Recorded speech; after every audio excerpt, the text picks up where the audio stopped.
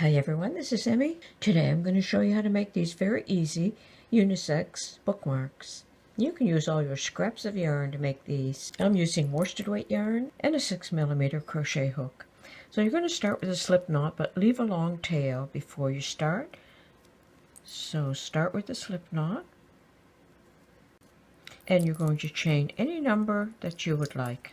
So just go ahead and chain foundation chain that is as long as you would like your bookmark to be, and then just fasten that off like that. Now you just bring in another color, and you can start from either end, it doesn't matter. Again, leave a long yarn end, pull the yarn through the first stitch and chain one, and I like to single crochet in that very first stitch and then single crochet in each stitch all the way across the row.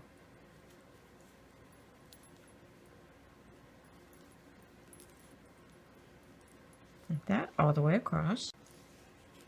Okay, I worked all the way across the row. At the end of the row, fasten off, and again, leave a long yarn end. So you're going to have yarn ends at one end, you're going to have yarn ends at the other end. And when your bookmark is as wide as you would like it to be, just fasten off, and with a pair of scissors, just trim all the yarn ends the same length. And that's it. That's how easy it is to crochet a unisex bookmark.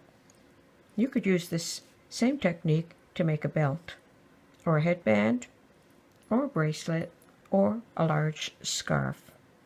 I hope you enjoyed this video. Thanks for watching. Bye for now.